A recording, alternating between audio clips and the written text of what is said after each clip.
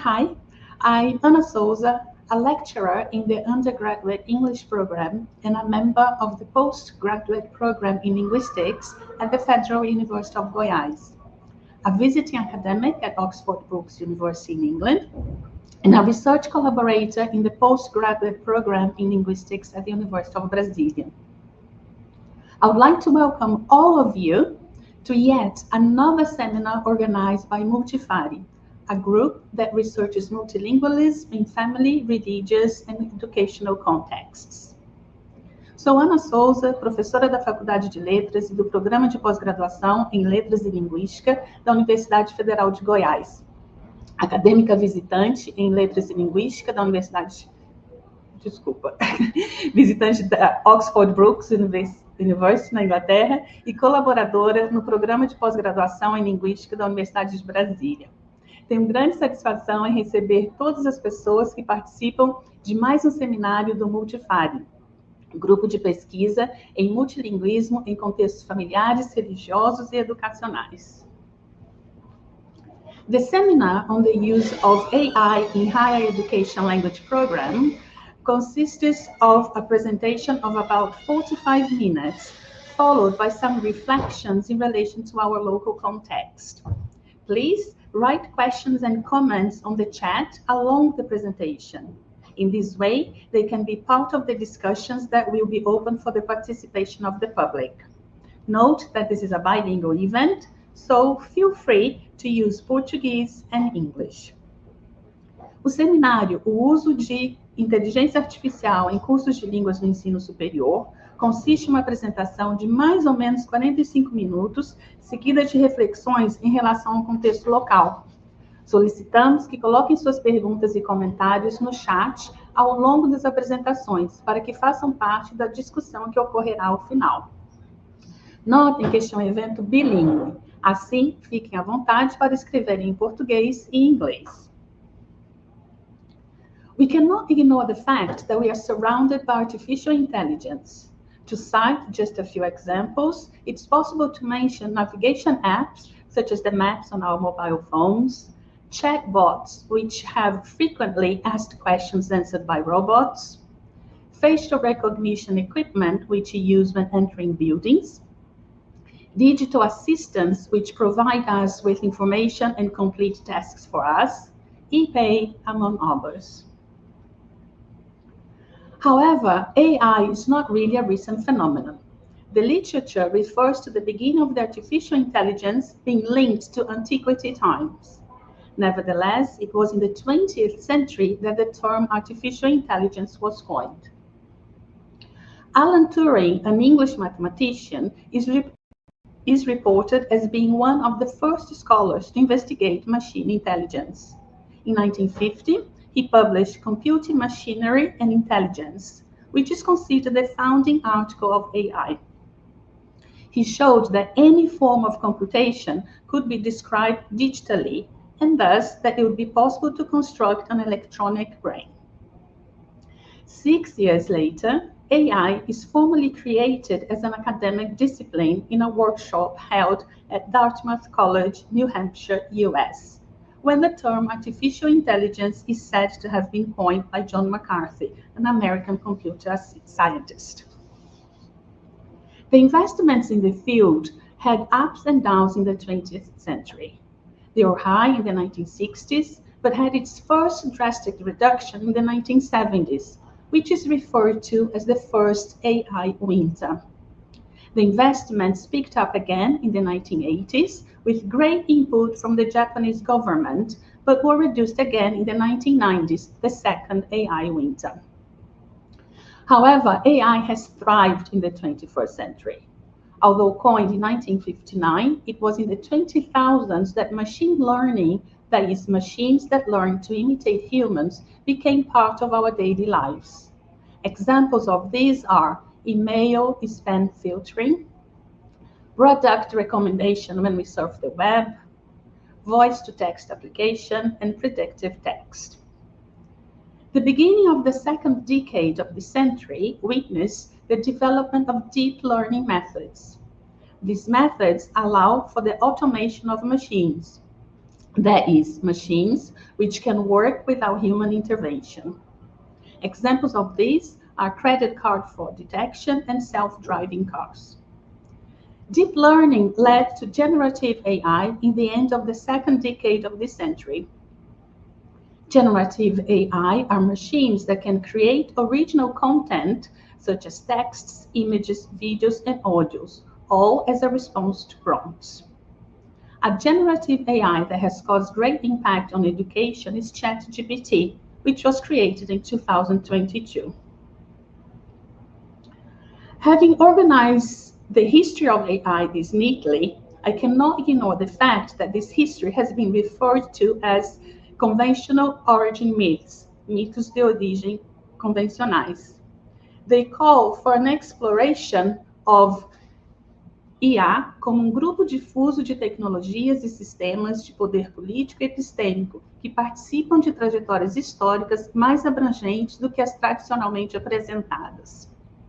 Today's seminar, despite its limitations, aims at creating space for critical reflections on the benefits and the challenges of using AI in language courses in higher education. With this purpose, the research group Multifari has invited two colleagues to lead our discussions.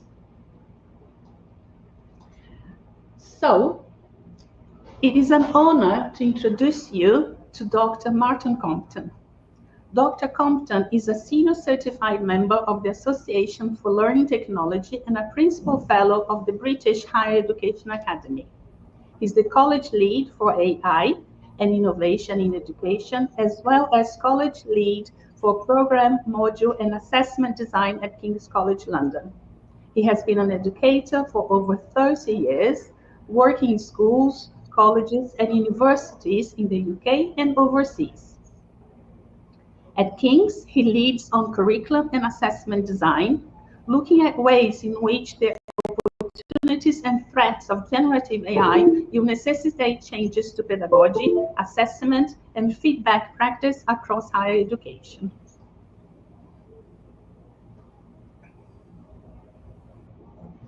It is with great pleasure that I also introduce you to Dr. Eliane Carolina Oliveira.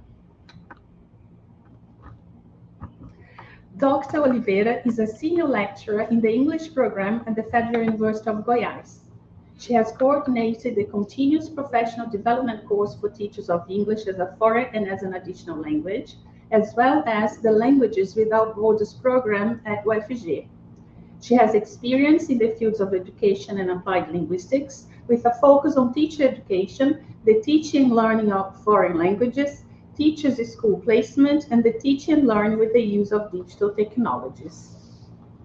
With no further ado, I pass the floor to Martin. Martin, could we please start with your presentation then? Greetings, colleagues. Thank you very much for the introduction, and it's delightful to be here. I'm going to share my screen.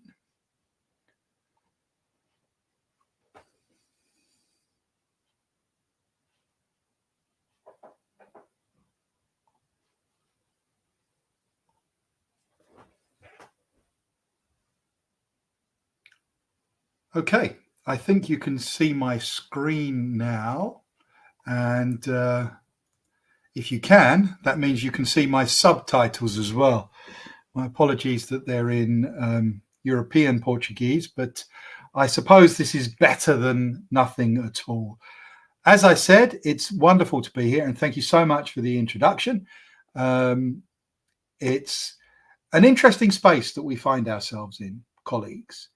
I am not as expert as any of you at the teaching of language, though I do have some experience of teaching English. and worked for a glorious 2 months in Rio de Janeiro teaching English a long time ago, 30 years ago or more now.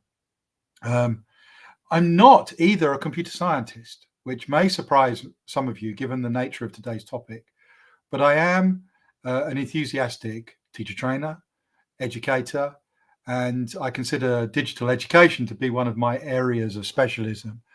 And so it was unsurprising, I suppose, when ChatGPT was released, that people were turning to people like me with an enthusiasm for pedagogy and enthusiasm for the digital to see how these things will impact on different aspects of teaching and learning. So at King's College London, we have 9 faculties. We teach medicine, business, humanities, drama, history, archaeology, engineering, maths, everything. We have everything, and languages too. And it's very difficult drawing conclusions and working out the best way forward as an institution because everybody wants something different. And within every faculty, within every department, everybody wants something different. So what my job is, I think, is to try and make sense of that, to find a way to enable people to understand some of the problems and limitations on the work that they do, to find ways to engage with these technologies productively so that they might support the work that they do, and to help us all navigate the space so that we, the teachers, and our students can best do well in their lives, in their study, use these technologies appropriately and responsibly and safely, but also maybe, and most importantly, use them to their advantage, perhaps even working towards more egalitarianism, more equality, more equity. Because if there's one thing that's missing in the United Kingdom, in our education system, it's a genuine drive across all universities to ensure that all our students are given equal opportunity to participate and to thrive, particularly students who are marginalized by ethnicity, nationality, gender, by disability, and so on. So that's me. This is the presentation. I want to do another introduction now. And I want you to think when you watch this about what kind of technology was used to make this. Oi, eu sou Martin Compton e é prazer conhecer todos vocês. Esta sou eu com minhas roupas típicas e no meu ambiente doméstico. Aqui é onde eu faço talvez 40% do meu trabalho. O restante do tempo eu coloco uma camisa e vou para o escritório no King's College, Londres. De qualquer forma, estou encantado em conhecê-los a todos e é prazer estar aqui. Estou ansioso para trabalhar com vocês hoje. So a few glitches in my mouth there, but not bad, for someone who doesn't speak Portuguese. I think it's really interesting to consider what's happening there. This is me, a non-technical specialist. I don't have another job producing deepfake videos for the American presidential candidates. I am just somebody who can access tools online and use them with minimal, I suppose, technical expertise. And yet the tool I'm using combines 3 types of artificial intelligence. It's using translation technology. Google Translate has been with us since 2006. So this is something that you are no doubt familiar with and has already changed the way that languages are taught and the way that students learn and the way that we interact with people in different countries when we do not speak their language. So it's got translation technology, but it's also got 2 other intriguing things. It's got voice synthesis. So the accent, the voice you heard in there was mine. And then the third thing that it layers on is video manipulation to articulate my mouth so that it aligns with the spoken Portuguese rather than the original English that I spoke it in. So there are 3 types of AI. I put the video in, the Portuguese or the Italian or the Mandarin or the Swahili comes out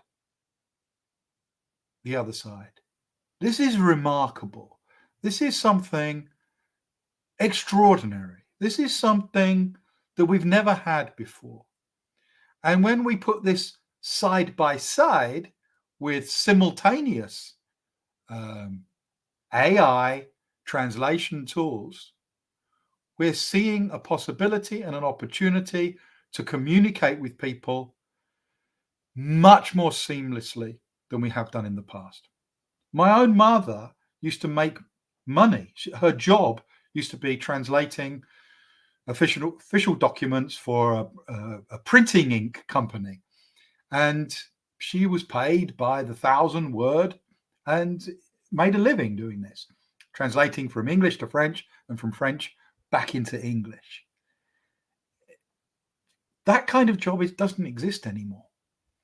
And one of the things people worry about, of course, is, well, will AI take my job? The good news is, and the spoiler, I don't know if I can say that, the foreshadowing of my conclusion is that I don't think people will stop learning languages. And I definitely think that we will always need humans to remain in the education loop.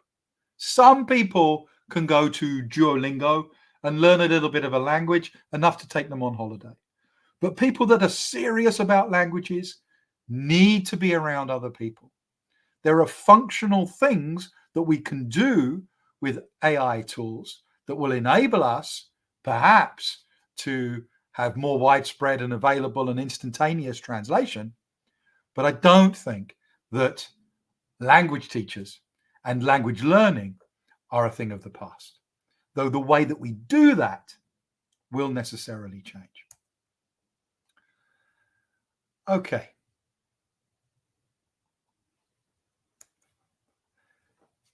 I was very grateful to Dr. Anna for the contextual overview. I just want to add a little something to this.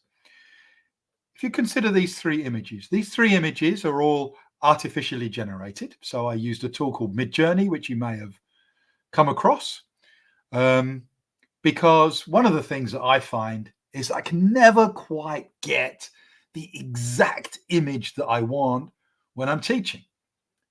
But to generate the exact image I want is amazing. And these 3 illustrate that very well, I think. Forgive me.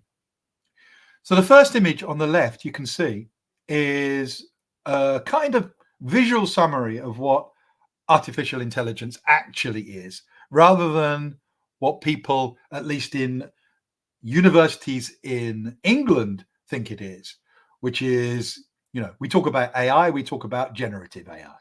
We talk about generative AI, we talk about ChatGPT. But it's not just that. It's much bigger, as Anna has said. It's got a 70-year history behind it. And that big nesting doll there, the big robotic doll, is all of AI. All of the efforts by humans to get machines, computers, to do the cognitive labor of ours, the thinking that we do, in order, theoretically, to enable us to concentrate on more human-to-human interaction, more caring aspects, more creative aspects. That's the theory. And then within that larger doll, you have smaller dolls of different components of artificial intelligence, like neural networks, deep learning, machine learning, until you get to the smaller one, which is generative AI. And it's one aspect of machine learning that has been really, really powerful and has changed the common perspective on AI. Most of the time, most people had a vague idea, up until 2022, and now AI is everywhere. I pick up my toothbrush, clean my teeth, and it's got AI powered. I don't think it has AI, not real AI. And a lot of people argue that generative AI is not artificial intelligence because it's certainly not intelligent, but it does give the impression of intelligence because of its use of natural language and because it is trained on so much data that it can pull that in very quickly and give us the impression of intelligence. But the first rule of using these technologies is don't think that the technology knows more than you do or is more intelligent than you do. It might have more facts to hand, but you are much more intelligent. Your brain is infinitely more capable. So let's turn to the second image, the top right-hand corner there. This is a representation of what generative AI does. You put inputs in the form of one medium. So it could be text, it could be an image, could be audio, could be video. And then you take out unique, novel, generated content in another medium or the same medium. So text in, text out, text in, image out, image in, text out, and so on and so forth. And that defines generative AI. And that is where, as language teachers, we need to be looking and saying, okay, I can use it for this. I can see a function here. This might be an opportunity for my research. Students will want to do this. This is looking good, but this is dangerous. This worries me. This might be problematic with this kind of activity, and so on and so forth. So we need to look at the capabilities. We need to look at the limitations. And then we need to make decisions, informed decisions about what we teach, how we teach, how we assess students, how we give them feedback. And then that final box, it really does allude to a description of generative artificial intelligence that comes out of a lot of the labs in Silicon Valley in America that describe these technologies as black box technologies. Because although they're designed by experts, computer science, because they're trained so widely, and because of the way that the algorithms work, very often the outputs surprise even those people that made them. In other words, they don't fully understand what they have created and how it's functioning. And this can be quite shocking, especially if you're a non-expert trying to navigate the world as I am. And then you're thinking, well, if they don't know what's happening, how are we supposed to know?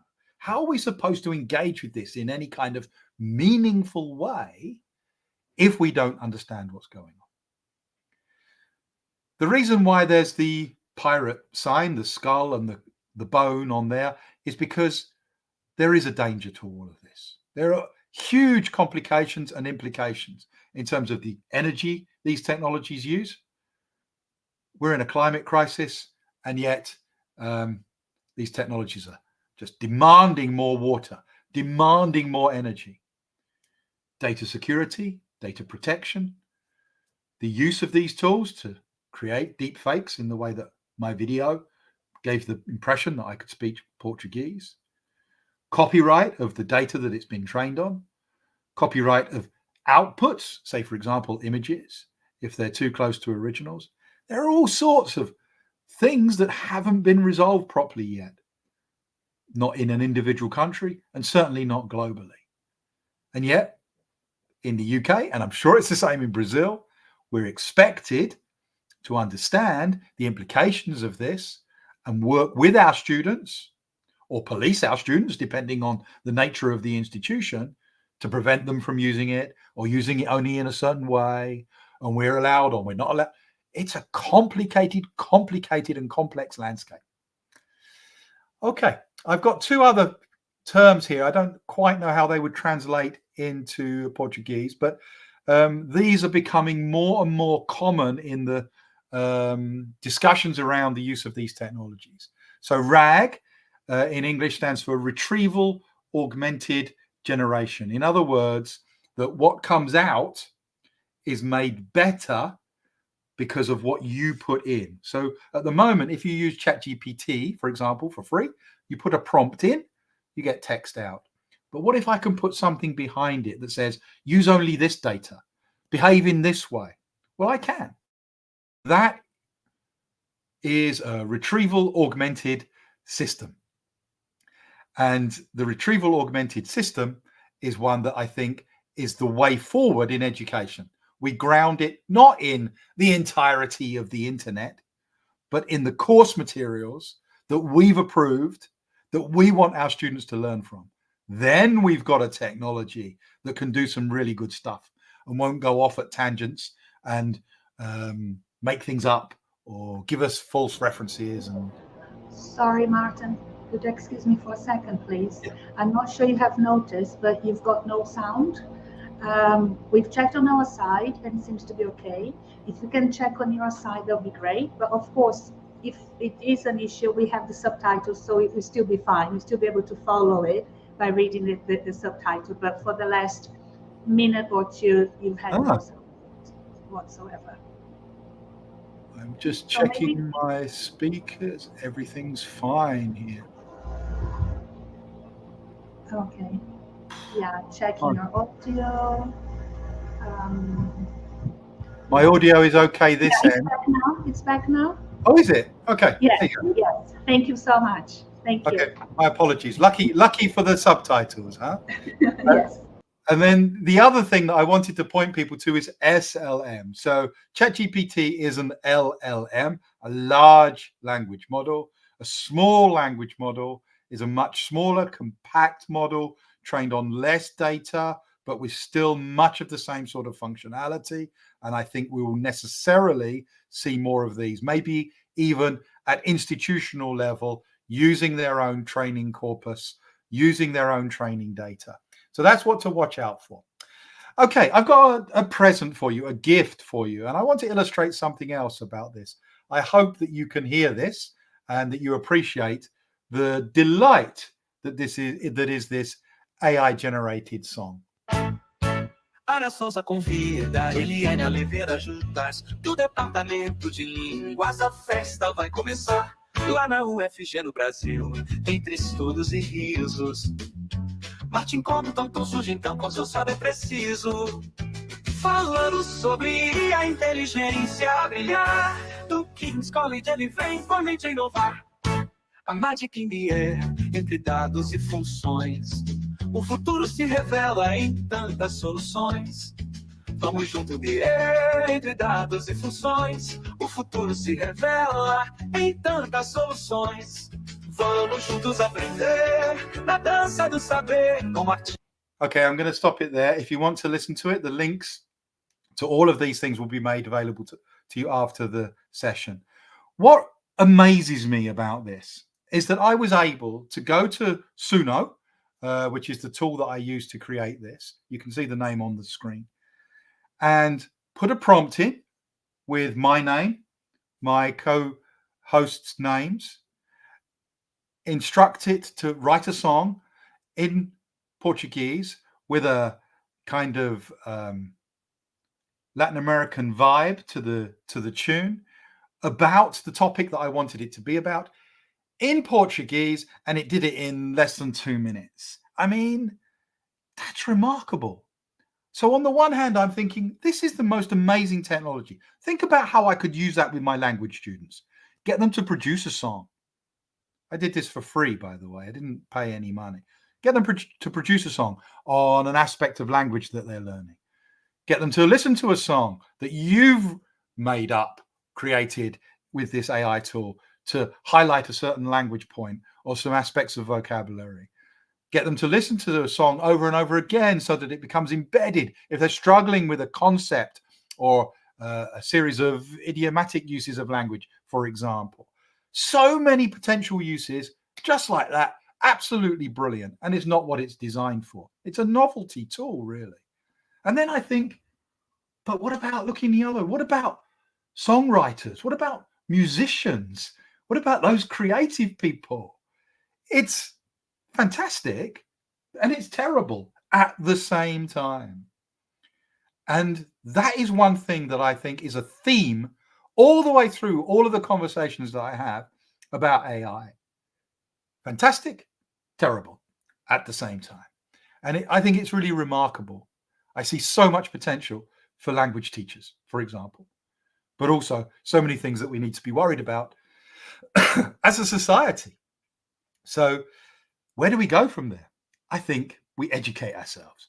We learn, we discuss, we try, we experiment, we explore, we share, but with one eye very carefully on some of the more negative potentials of these technologies. Okay, I've got some more examples for you about ways in which my colleagues and I are using these technologies. So the next one is a tool. I don't know if anybody, you can indicate in chat if you like, has used this auto podcasting feature in Google Notebook LM. I don't know if it's available in Brazil, but it's being released gradually globally, and it's in an experimental stage. And whilst experimental, it's still free. And it's the most remarkable synthesis tool that I've used using AI, because it enables me to bring all the sources that I want into one place, compare and contrast, find information, extract a quiz, develop my understanding, engage in conversation with documents, all sorts of stuff.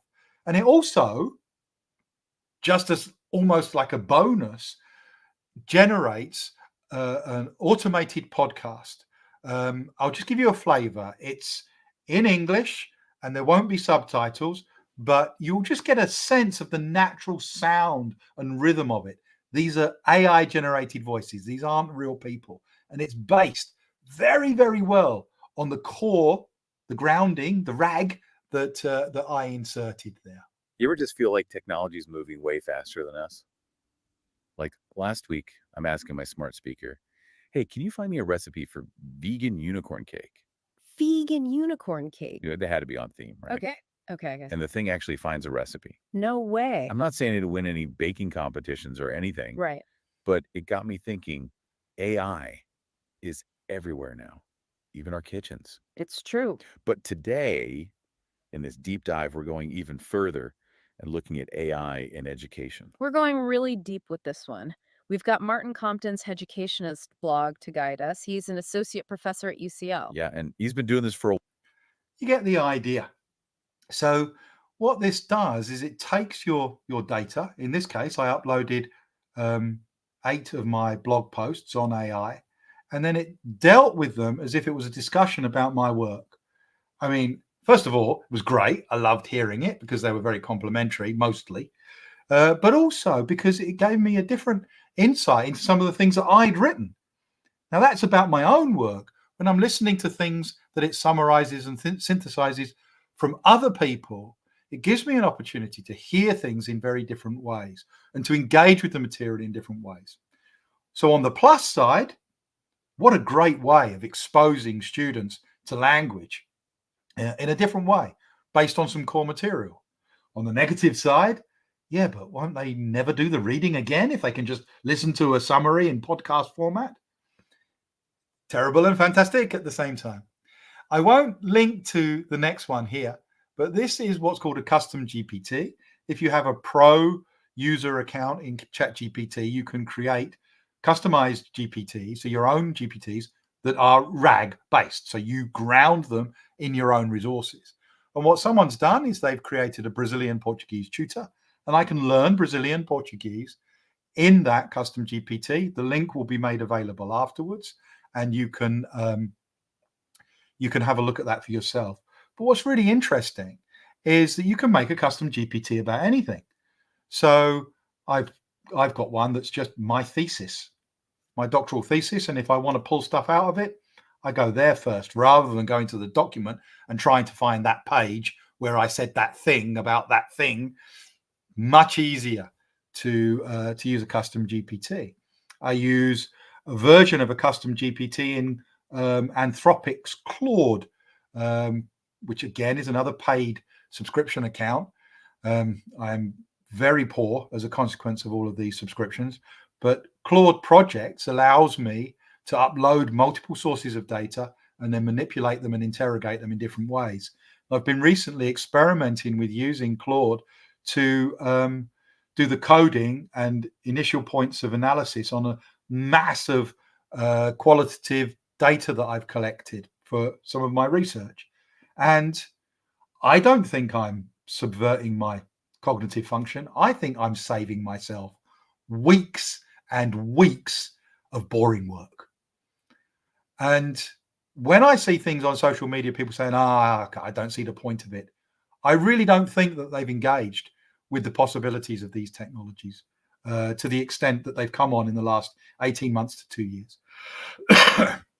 Another example, again, directly relevant this time to language learning, language teaching, is I use my phone with ChatGPT on it to scan text. It could be my handwritten notes, like the example I've got on screen here.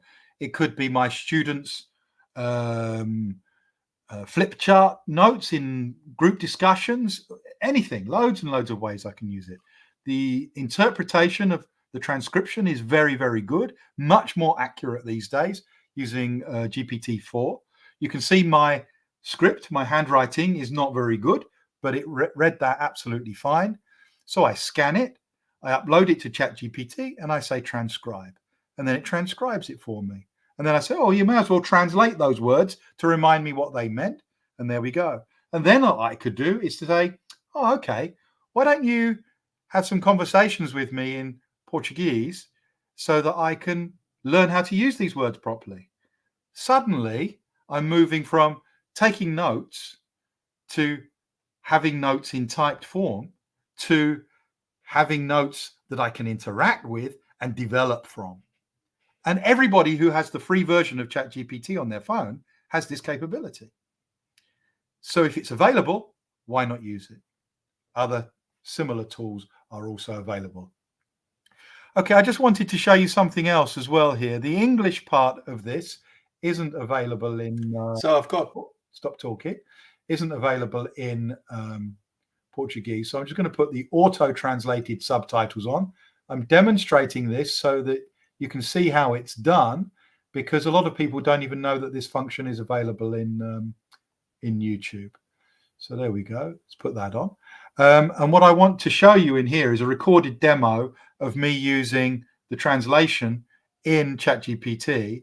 This was before the release of the advanced version, which is mind-blowingly brilliant and much, much better. But this is still, I think, pretty impressive.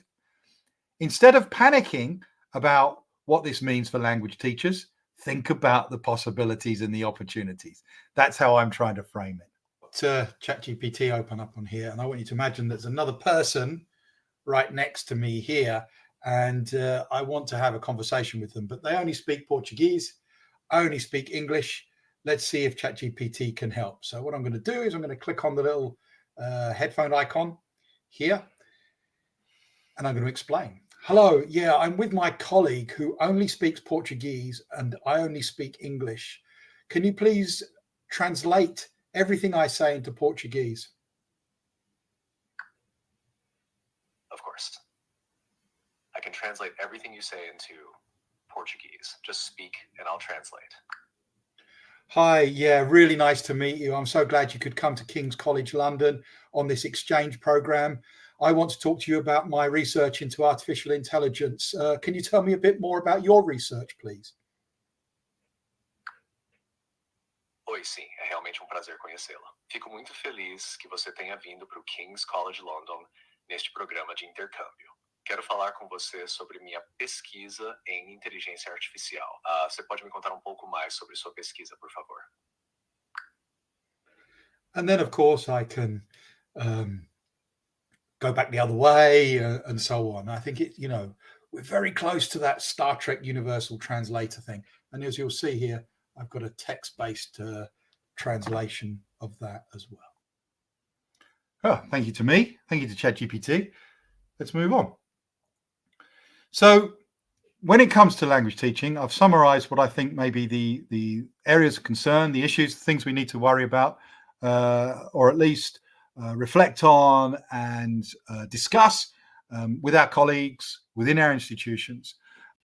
if we're going to make headway with this, if we're going to do something productive rather than running around panicking.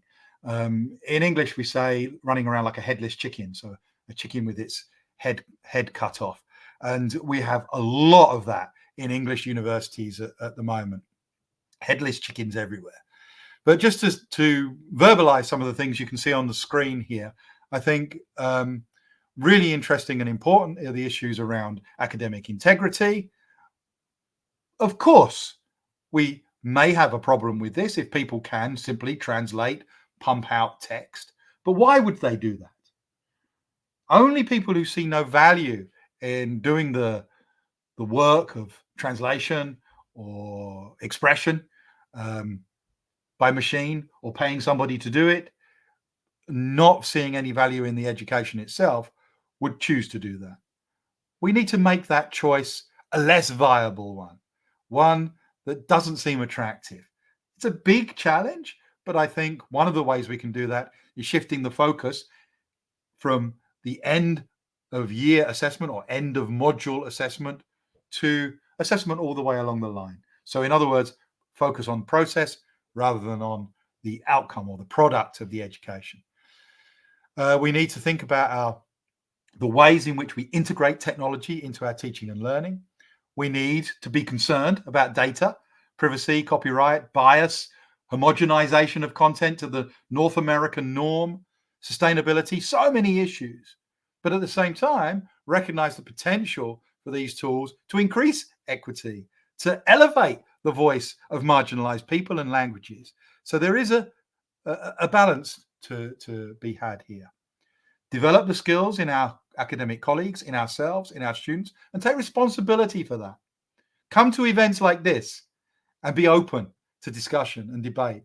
Try things out for yourself and encourage your students to do the same. Don't be punitive. Don't try and detect. Don't try and be the police. Don't try and surveil and observe and check and worry. Lean into it. Recognize that we're in a new revolution, a new digital revolution here.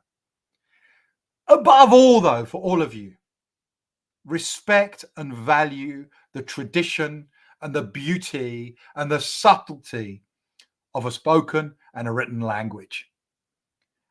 And remember always that whatever a machine can do, it will be a very, very long time before a machine can write in the way of Shakespeare or Georges Amado or whoever. You know, you will never get that emotion, that connection, that passion. You will get very, very good, natural sounding, grammatically perfect, functional language. But that is only one type of language. We mustn't forget the beauty of language. And I think that is really absolutely essential. So turning to the positive side then, and I'm approaching the end now, so we're going to whiz through these.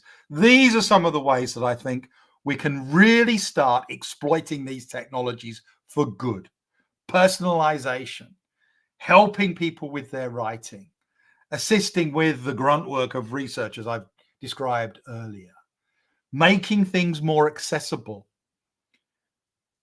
People who use screen readers value highly alternative text descriptions of those images if they use a screen reader. None of us have got excuses not to do that anymore, because I can put an image into ChatGPT and say, give me a 20-word alternative text, please. And it will do that. Why aren't we all doing that? I shout about it all the time at my university.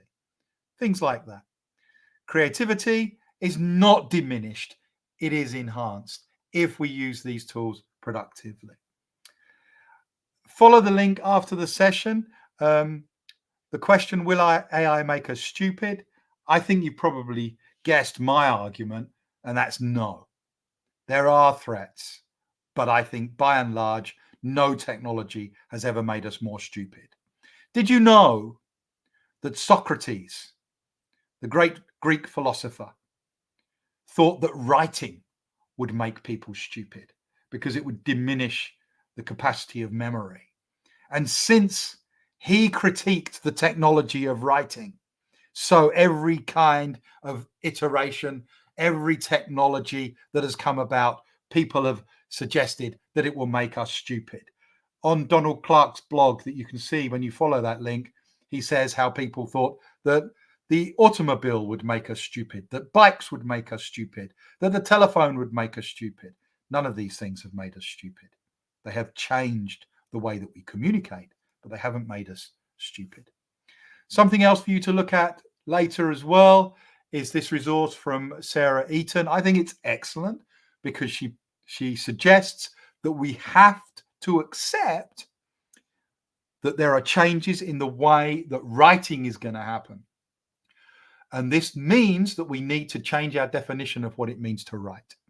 It also will mean that we need to change our understanding and definition of what plagiarism is, what cheating is. Of course, it differs from individual to individual anyway, from country to country anyway. I don't think that's as big a problem as some people are making out. I welcome it. So very quickly then, just to finish off, some questions for you and for your students. Question number 1. If you have a machine in front of you, why are you using it? Why is it doing something for you? What do you lose? What do you gain? The image, again, artificially generated there, was supposed to be my idea of a page turning machine.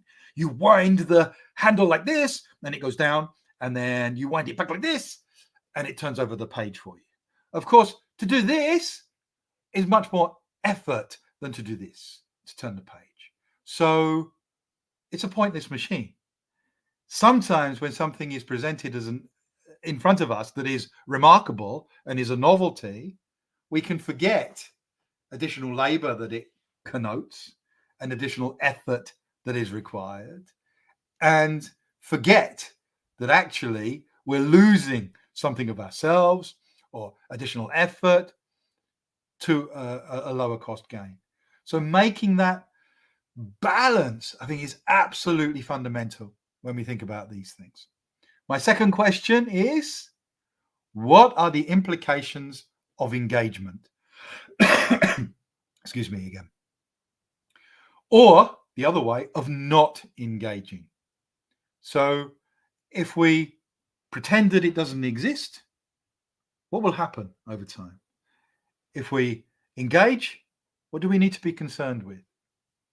Broadly, ethically, personally, environmentally, all of these things are important. My perspective, my argument, my view is that we have an ethical responsibility to teach our students for the world in which they live, not for the world that we would want them to live in necessarily. This is a sad reflection of the nature of a troubled world, but it's also the reality. My ultimate responsibility is to my students.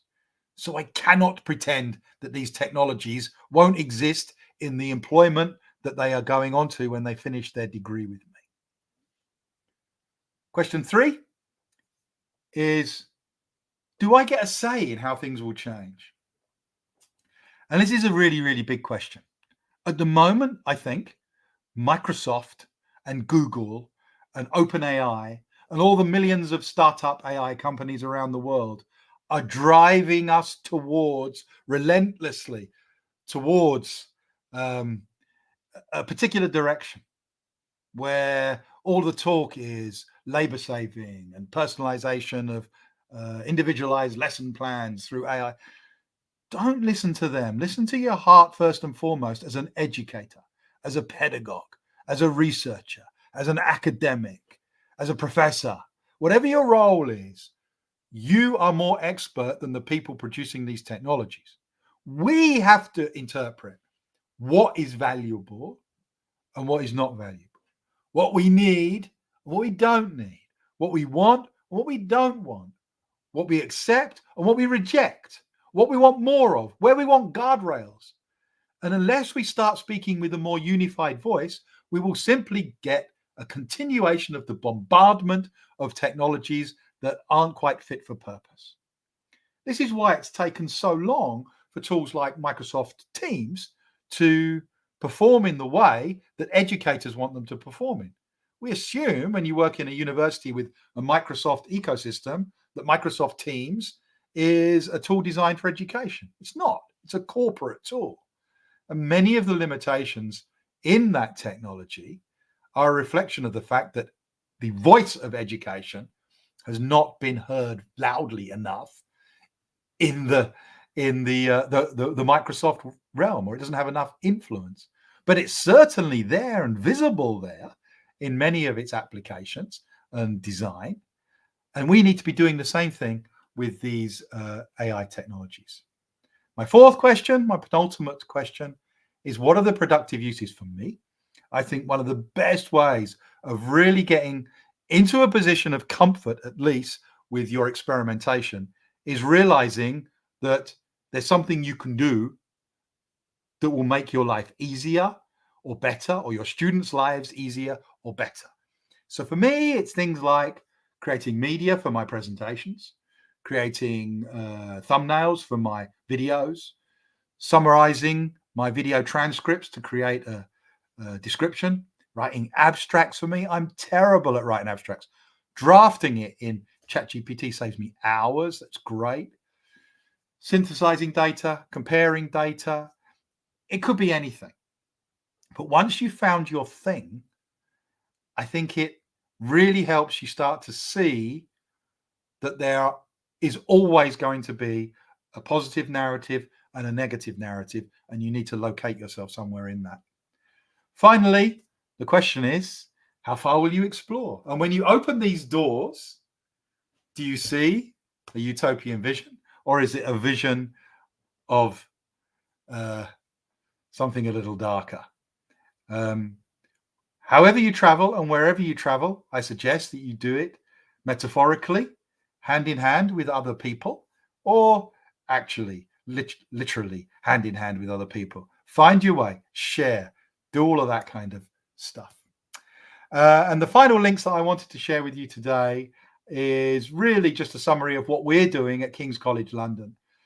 These are the components of the approach that I oversee. So we've got guidance for staff, guidance for students. We've got our own AI implementation framework called the Pear Flame framework. We have workshops and events like this one. We have communities, hubs. We've developed a free course. The link is there for anybody who wants to take it. It is in English. But nevertheless, it's been very well received. 8,500 people have followed it so far. We've funded research projects. We're quite a wealthy institution, so we can do that. But even small-scale action research experiments, I think, can be really, really valuable.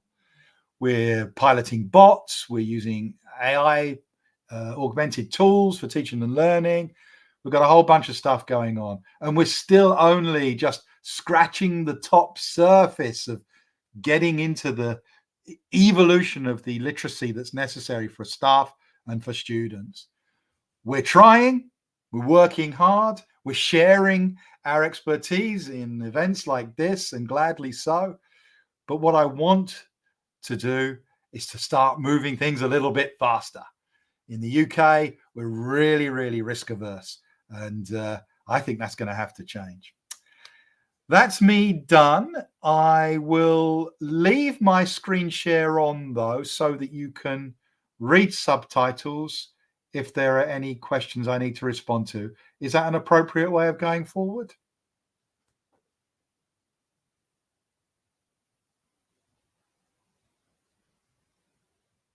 Is anybody else there? Has everybody gone home? Yes. Yes, sorry, just a bit of delay here with technology. But yeah, no, thank you so much, Martin, for the very enriching input you've shared with us, and especially for the questions for leading some critical reflection.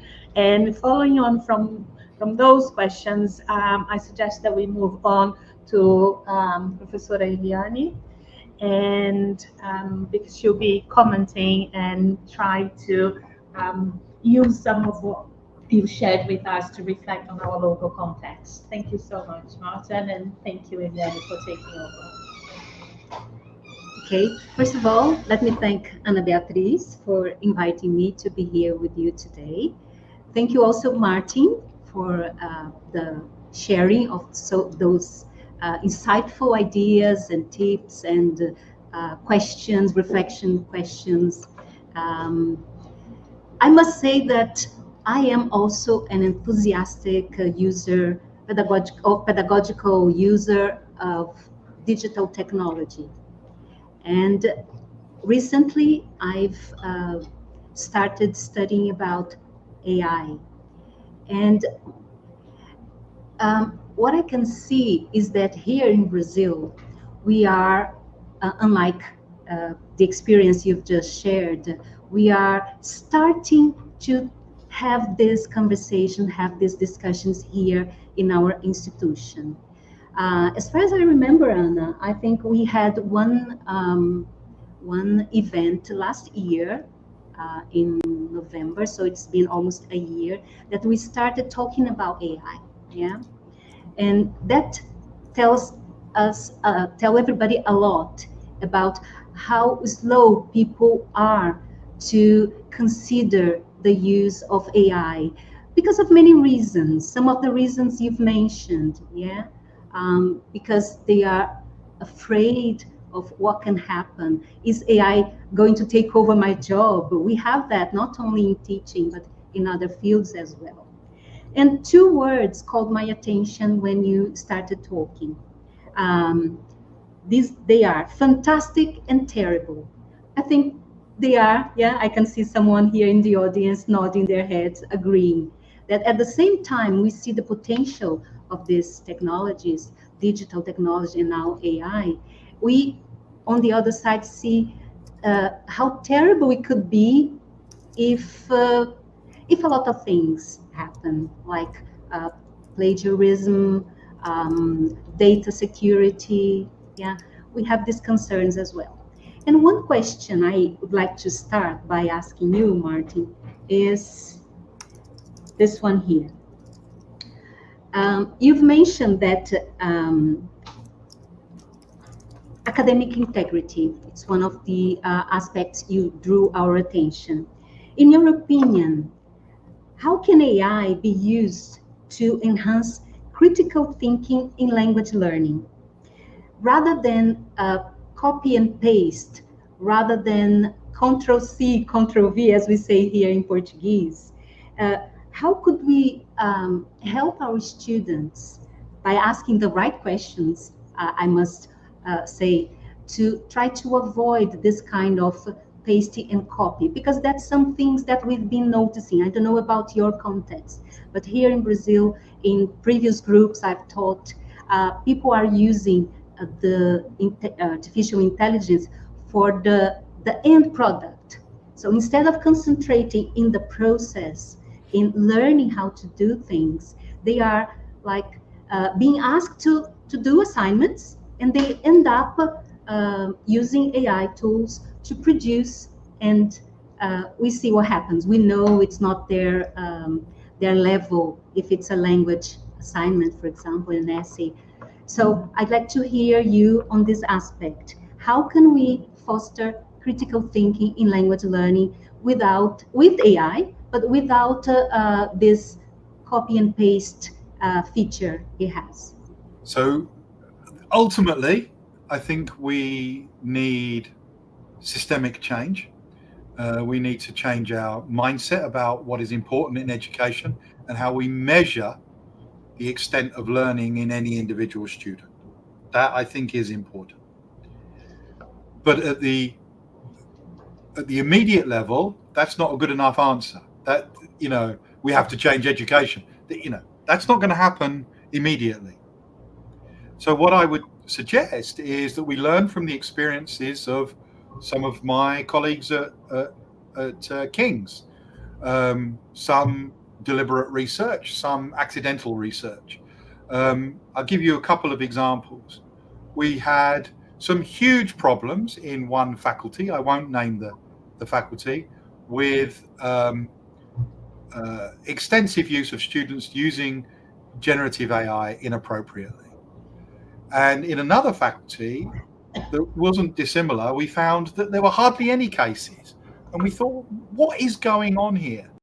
And we discovered that in the first faculty, it was where they had said to the students, look, you can't use generative AI, okay? It's banned. You can't use it. That's it. End of conversation.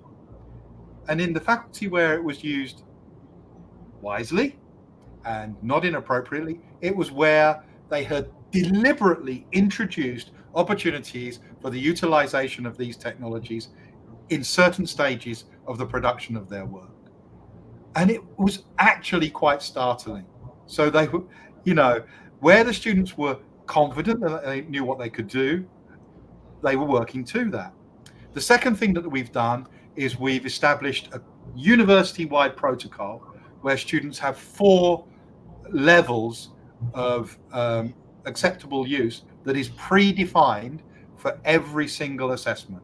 So that there can be minimal use, because you can never have no use. So that would be, you can use AI language checker, you can use spell check, those kinds of things, because they're built into the technologies we have.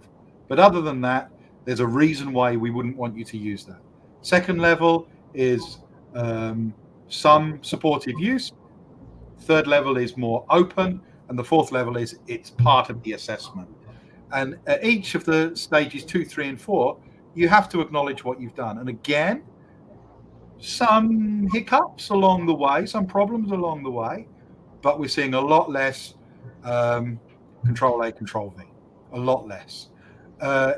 It's a discovery, but new things are occurring all the time that are changing the landscape again. So ChatGPT has just released Canvas for pro users, and the writing happens in ChatGPT. It's changing the way that we write again. And we have to find a way of working with that so that the students aren't losing the knowledge. If that means we have to change our assessments, then that's what we're going to have to do. Okay, thank you. So another aspect that I would like us to discuss a little bit more is about using AI tools in their advantage, in the students' advantage, not only teachers, right? You've mentioned personalization. It's as one aspect that AI can help students. And here in Brazil, our classes are quite mixed level in language learning levels, in other aspects as well.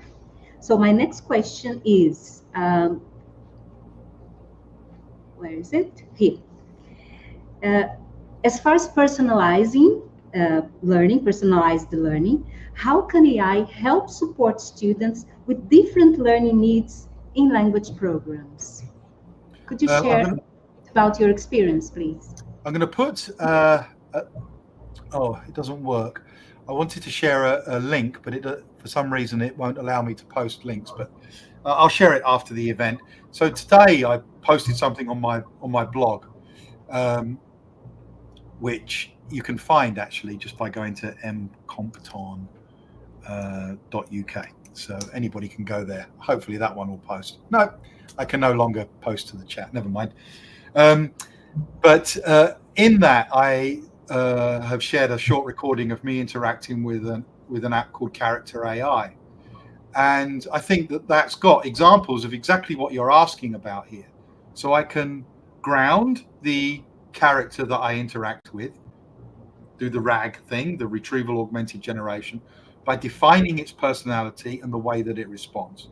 So for example, if I'm a medical student and I've been told that I need to work on my communication skills with patients, I could create a number of patient characters with different conditions, diseases, but also different personalities and ways of responding to me, and then have conversations, spoken, verbal conversations with them to really help rehearse the way in which I can communicate with them so as not to get angry or over emotional or whatever.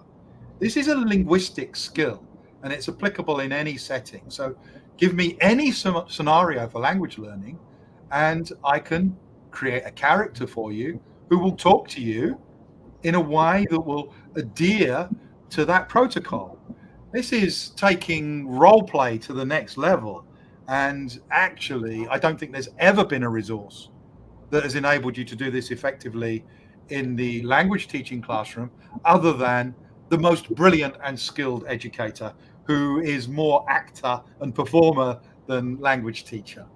You know, there aren't many of those kinds of teachers around who can suddenly step into this character with this voice, or this character with this voice, and respond in an appropriate way, or use an accent differently. So on my mobile with the advanced language, I can ask my voice bot friend, or however you want to refer to it, to speak in a particular accent. So, you know, if people learn English in Latin America, anywhere in Latin America, it's likely that they will learn it from someone who has a South American accent in their use of English. But what if they're coming to England or going to India and they're needing to speak English there? Wouldn't it be nice to be able to just have someone who spoke consistently with an Indian accent, or with a Glaswegian accent, or with a Birmingham accent, because you know you're working with a researcher from Birmingham. That's why you're learning English. And you could have conversations with your bot in that accent, as well as developing your language skills. These are things that haven't been available to us before. And these are the things that I think we should be promoting and exploring and experimenting with, because it's above and beyond. It's an augmentation, not a replacement. Okay, thank you. Okay. Do you have any question? No, we have comments that are being shown on this on the transmission. But you feel you have? No, I want to ask if you have any question. Você tem alguma pergunta, professor? Me? No, no, she's I'm talking to sorry, the we're talking to the sorry, audience, to the no? patient people. No?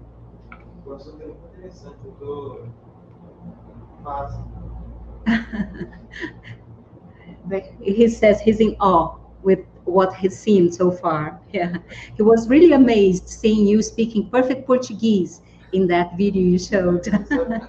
He didn't know it was an AI. So, does he speak English?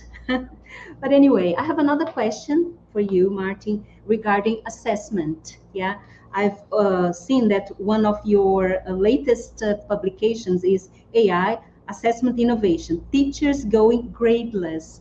I'd like to hear more about that, because lots of our workload in language classes concern assessment. And I'd like to hear from you about, let me see here, where is my question?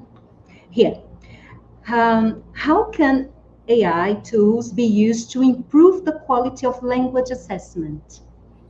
I think in all sorts of ways, but primarily not through the creation of anything or the generation of anything, but because it will force us to change our thinking about assessment.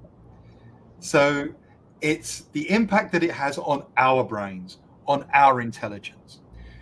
In my view, this is not universally shared, and I'm prepared to hear arguments the other way, but I actually think, and I cannot speak for Brazil at all, I only had the smallest amount of experience working in Brazil, but in the UK context, for sure, we give too much assessment, and a lot of the assessment we give is assessment for the sake of assessment, because we've always done it like that.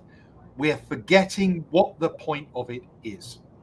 Let me, if I may, just take you back to, in the UK, we give a lot of essays and a lot of exams, a lot. And now the essay, the word essay, what is it in Portuguese, essay? Ensaio. Same word, right? Uh-huh. Yeah. So that comes from, popularized in the 16th century by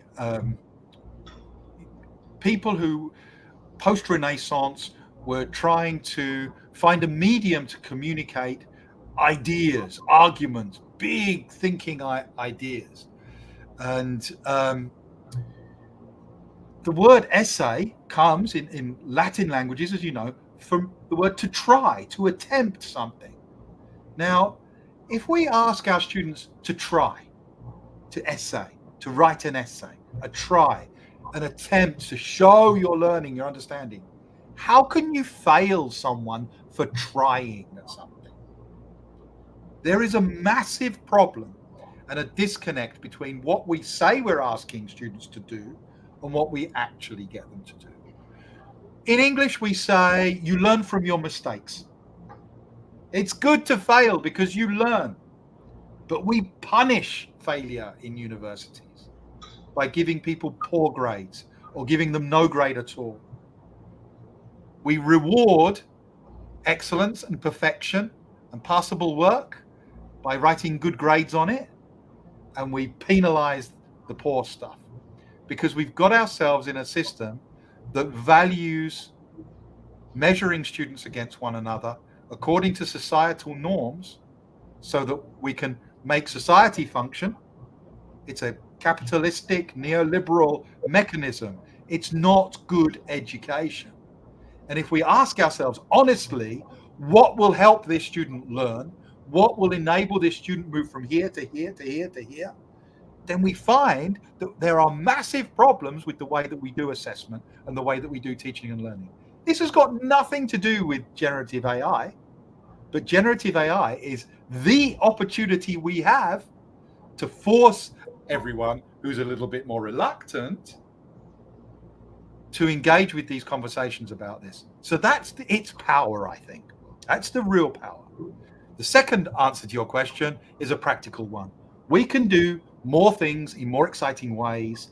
And for example, I could get my students to generate a song and then peer critique each other's songs, or create a musical pop chart of everybody's songs based on 5 criteria. What a fun way to do assessment that would be. So it gives us some real opportunities as well as that. I hope that answers your question, though.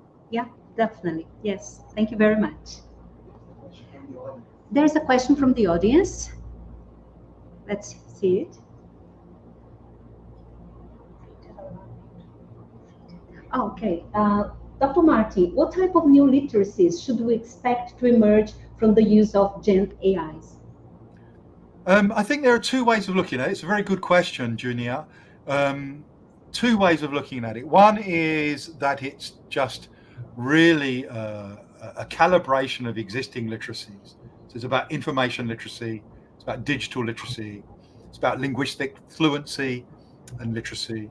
But I think probably I see it less like that and more like something pegged to something that's been needed for a very long time, and that is the ability to determine what is real and what is unreal, what has utility and what doesn't, what has value and what doesn't, and to interrogate the worth of the human brain, the worth of the human individual versus the pragmatic, automatic, easily produced.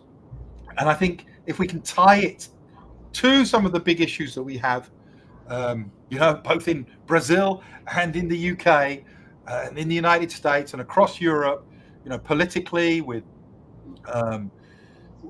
we have a massive problem in the UK at the moment politically with populist movements and people believing everything that they read in the news and everything that they see on social media. This is an extension of that.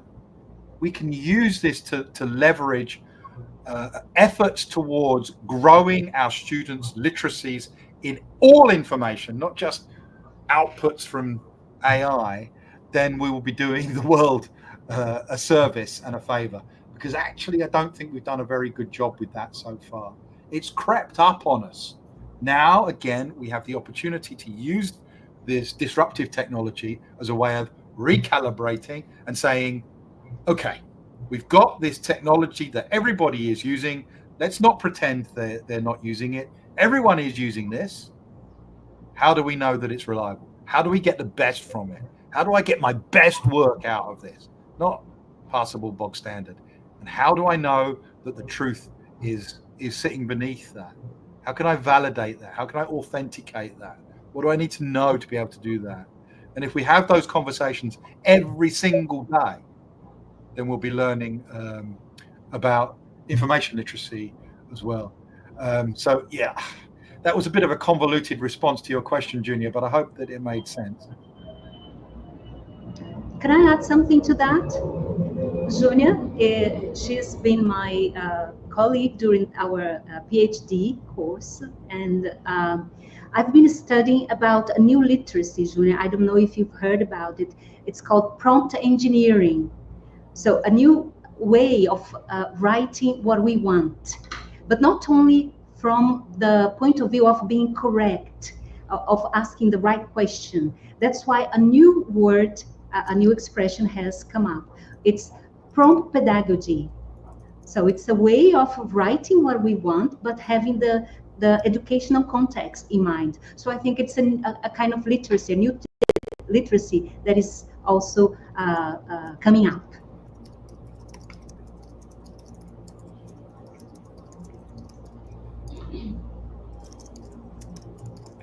So there's another question.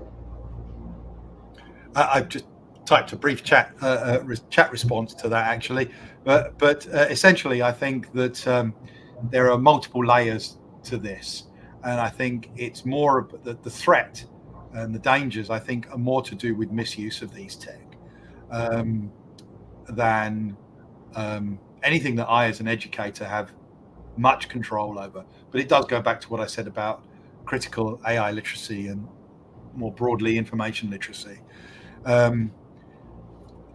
We do have a problem that there is clearly a race to ever increasing levels of machine intelligence that will ultimately sit alongside human intelligence. And already, that even if we stopped all development today, what we have now is changing the way that we work and the things that we can do. I took my daughter to an event on Saturday, a science exhibition, and some of my colleagues were there doing some demonstrations of prototype technologies that they've helped develop at King's. And one of them just really stood out to me. It was an ultrasound scanning augmentation. And what it does is it takes snapshots of the baby. So you put the scanner on the woman's stomach and you see the baby through the screen, and it takes snapshots every so often, and it measures the baby's organs to within certain tolerances.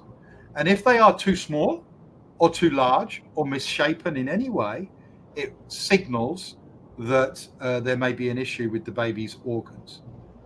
Their data shows that they're increasing the effectiveness from human eyes looking at the baby from 60% diagnostic of malformed organs to 100% success using AI image recognition. These are technologies that are potentially so powerful to do good that we have to find a way not of curtailing them, as some people were talking about earlier, but to listen to people with expertise like Geoffrey Hinton, and find ways to regulate them. It's not about stopping it; it's about regulation and recognizing the quite incredible and remarkable things that bigger AI is going to be able to achieve. You know, I just think we can't ignore that as well as everything else. I'm drifting from language teaching. My apologies, but I just think it's fascinating. Yeah, another waffly answer, Sylvia. My apologies. Okay. And I have one last question. Besides being a language teacher, I'm also working with methodology classes as a language educator. And this question is related to this field. So what are the implications of AI for language teacher professional development? Do you have any ideas to share with us? I think that's a really good question. That's not something I've thought about, but for anybody's professional development, I think it's a real opportunity to do maybe what I was suggesting earlier. Think about ways you can develop not only your personal literacy through experimentation with these tools, but developing ways of enhancing your understanding of the discipline itself, the underpinning theory. You can do that already with existing technologies. I mentioned using accents. Why not do that kind of thing yourself? You can encourage your students to do it. There's no better CPD really than something that you've designed yourself and is exactly to your specifications. And that's what personalization is for students. So we can personalize for ourselves as well. Personalize and share and adapt and augment and do things differently. But try not to be overwhelmed by it, because I think that's one thing that we're finding a lot amongst my colleagues at King's is people saying, I just don't know where to start. There's just too much going on. And I see that, I understand that, and I hear that, and I really don't want to contribute to that from my students, my colleagues. Yes, and that's a process, yeah, because everybody's in a different level of familiarity with all digital tools and AI nowadays. Yeah, they can take a shorter time or a shorter period of time than others. Thanks. I'll hand over to Anna. Yeah, it was a pleasure to have you here. Yeah, it was a nice discussion. I want to thank some of my colleagues who are watching online. I've invited them and they are all here. Yeah, thanks, guys. So, Anna.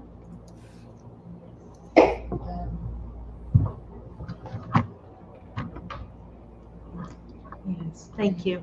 Thank you, Eliane, again. Thank you, Martin. It has been very, very enriching. I think it's a great opportunity for us not only to see new technology, but especially to be able to think about the questions that we should be asking to be able to use it in a more appropriate way.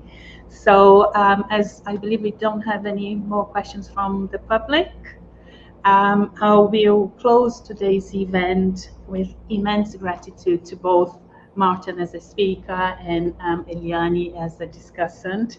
And of course, I need to thank the people who are helping us to make this event possible. So we have Owen and Julia, who are students at UFG and are here today at the backstage making everything work for us. So thank you so much for both of you.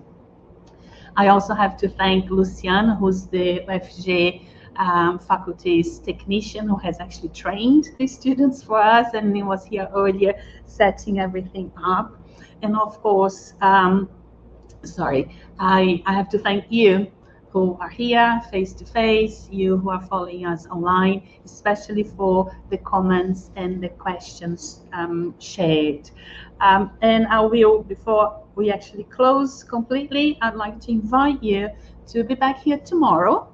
We are going to have another session tomorrow organized by Multifari, and it's going to be on languages in the internationalization of higher education institutions with other speakers, other guests. So I hope we can meet again tomorrow. The information is there, and it's going to work in a similar way as it has today. So thank you again for everybody for making it, from my perspective, a very successful event. Thanks a lot.